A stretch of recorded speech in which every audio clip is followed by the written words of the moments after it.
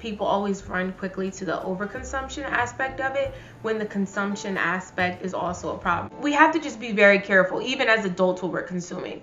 I think sometimes we always point the fingers at children like, oh, they need to watch what they're consuming. No, we need to watch what we're consuming. And that's just the truth. You are a product of what you consume. Learn from Riley Freeman. Riley was really constructed to be a satire on contemporary Black popular culture and contemporary hip-hop music and the glorification of crime and what have you. And people sort of take it on the surface level that I'm sort of implying that all Black people are criminals. I mean, the whole point is with that character is that he's very, very young, maybe like 7 or 8. And, he's sort of obviously going out of his way to be a thug and to look menacing and all of this. And he's not. And that is wherein the humor lies. Only people, I think, are only looking at it on a very surface level. Wait, what the hell are you wearing? Is that a bra? What? It's just a wife beater. Where are your pants? Why are you wearing a skirt? Nah, Granddad. These are Gangstalicious shorts for thugs. See, they got an extra flap with a pocket, so you hide what you want to hide from the police. Kinda hot, right? You want me to see if he got your side? But you're carrying a purse. What? Come on, Granddad. This ain't no purse. It's a Gangstalicious man bag. What's wrong? Nothing. Christ's love isn't like everybody else's love. It's not like the world's love. The world's love loves you when you do things right or when you do things with them. But as soon as you make a mistake, they take that love away. But what I've experienced with the love of Christ is that it loves first. It loves through wrongdoing. It loves when you shouldn't be loved anymore. It's unconditional. And that's the love that I believe is going to change the world and has changed me. Hey, what's up, y'all? It's Micaiah. I'm back and I'm black and I'm back and I'm black and I'm back and I'm black and I'm back and I'm black.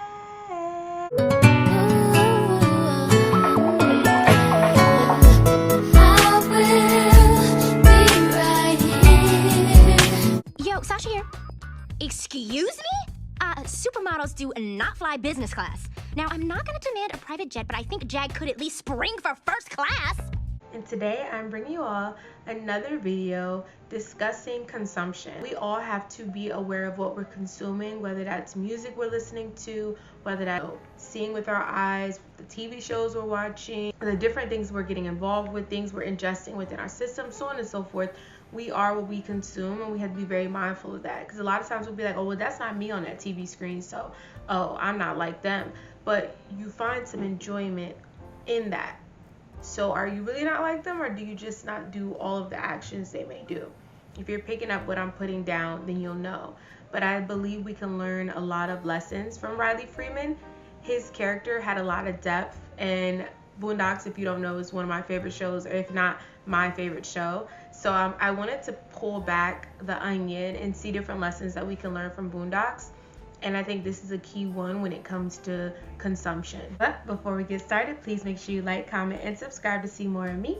And if you're new, hey. And if you're a returner, I really, truly appreciate the love. If you get the chance, please check out my social media platforms down within the description box, where I display my passion for fashion. And for all who are new, you should know I do an array of topics. I am very diverse. I love more nerdy content. I love more nostalgic, blasting you all to the past related content. And I love more conscious topics with more depth. And I dibble and dabble within vlogs. So if you're very diverse, then this is the channel for you. I'm your girl. So without further ado, let's get into we have to be mindful about the overconsumption of things.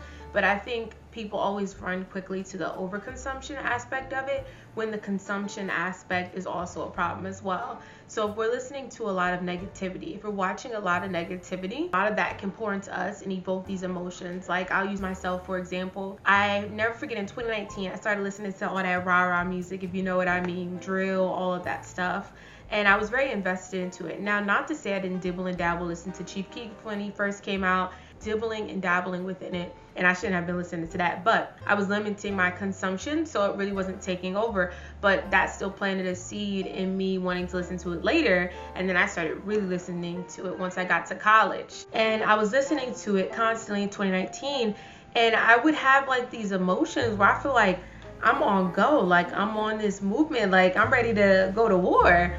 And I was confused because that's not even my personality. If you know me, I'm very laid back, but that evoked a lot of emotions. Or if I was listening to a more depressing artist, such as like your Little Uzis and all those people during that time, I would feel sad, and I would have no reason of feeling sad. So we have to be very careful about what we're consuming, even what we're watching. I'm not saying that you can't watch things. I'm not saying that you can't dibble and dabble in certain things. However, we just have to be mindful with the consumption of it and the boundaries we're setting. Like, I know for me, with certain scenes, I gotta fast forward. If you know, you know. I just gotta fast forward because I don't want to consume that. So we just have to be very mindful, because people are like, oh, I'm not like them. If we get so invested into these kind of things, we have to have some sort of interest or excitement towards it, whatever. Riley is a prime example of you're a product of what you consume. And here are some things we can learn from Riley Freeman. Riley didn't come into the world reckless. His upbringing was influenced by the culture. The music, television, internet, and the streets all played a role in shaping his speech, values, and self-perception. He looked up to gangsters, rappers, and a hype, unaware that he was reflecting systems designed to take advantage of him. Riley Freeman from the Boondocks is recognized as one of the most multifaceted and frequently misunderstood characters in animated shows. Underneath the humor, bravado, and unpredictable behavior is a sobering reality. Riley is a child influenced by the culture rather than by community. He isn't making this choice out of defiance. He's taking it in just like any child would. Lesson: kids mirror the media, individuals, and structures around them. What we make normal for them shapes their perspectives. Riley pursues the idea of being quote-unquote cool relentlessly, whether it's through money, fame, status, or street cred. Yet it all feels like a performance. His value hinges on how he appears, rather than on any genuine truth. The lesson here is if your identity relies on seeking validation, you will constantly be acting and will never be truly recognized. Riley isn't merely copying rap videos. He's absorbing the stereotypes of how Black masculinity is expected to appear. He conceals his vulnerability with the facade of toughness, humor, and bravado. The lesson here is that when young boys are instructed to be quote-unquote hard or quote-unquote gangsta, they forfeit their softness, sensitivity, and ability to heal. He's fixated on status, wealth, and influence. He's misunderstood masculinity as aggression.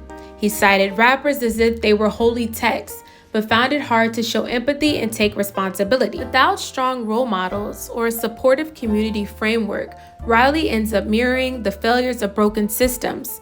Granddad does his best, yet faces challenges. Huey, despite his awareness, struggles to connect with Riley emotionally.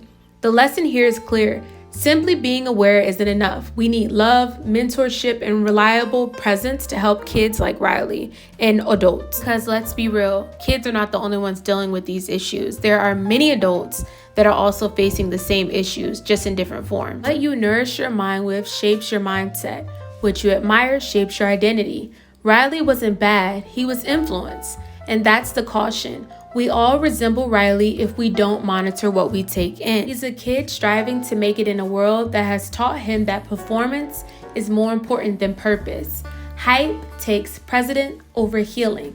However, if Riley had the right role models, he could have become anything he wanted to.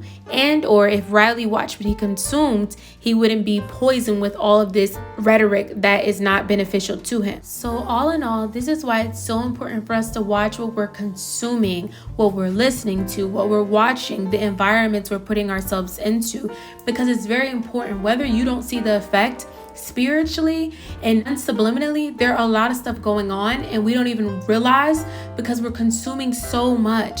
We have to be very mindful. I would start off even with moderation. I know for some people it may be hard to completely cut some things off, but slowly but surely moderate it so you can eventually ease off of it. That's what I did with Zeus. I had to slowly ease off of it, and I was able to delete my subscription because it was my little addiction that I had at the time.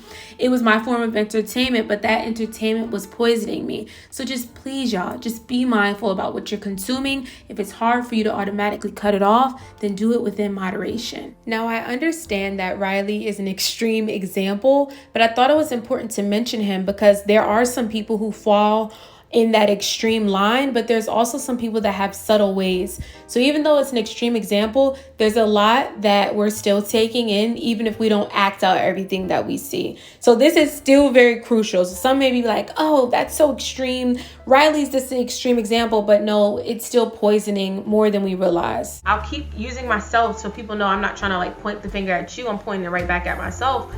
My guilty pleasure was Zeus. I used to most definitely love watching baddies. I haven't watched in like a year and some change, 2 years now, and I'm thankful I got out of that guilty pleasure. But I don't do any of those things that those girls do. But me consuming a lot of that, why do I find so much entertainment and joy into that? We really have to reflect. Why do I find so much entertainment and joy watching women argue and fight? Why do I find so much entertainment through that? And eventually, right, I may not have been that person who acts out a lot of that stuff I see, but there's a lot of young girls that do. So if they see that, they act it out, similar to what Riley did. He's acting out, he wants to portray what he's seeing, and that's what a lot of kids are seeing. And that's why I think we really have an issue, especially within this generation, is because they're going from child to adult. There's no preteen aspect to anything. They just jump from child to adult. That's literally the jump skip. There's no like grace period like how we had when we had our teen phase. We were able to like just really sit within that teeny bopper phase. They don't have that. So what are they watching? They watching baddies along with me. And that's what they're seeing. That's what they're looking up to. There's women who aspire to be on those kind of things. Now, I'm not saying we didn't have Bad Girls Club and all that different kind of stuff that we probably shouldn't have been ingesting either, but I feel like there was limitations and barriers to that. It wasn't as raunchy and as in your face as baddies is. However, we have to just be very careful, even as adults, what we're consuming. I think sometimes we always point the fingers at children like, oh, they need to watch what they're consuming. No, we need to watch what we're consuming. And that's just the truth of the matter. So I thank you all for watching. Please make sure you like, comment, and subscribe to see more of me. If you enjoyed this video, I thank you for staying to the end. Please leave your thoughts, perspectives down within the comment section. If you disagree with anything stated in this video, that is completely okay, but we can have a healthy discussion down within the comment section. Once again, let's be respectful. And I want you all to remember that you are loved by the God who created the universe.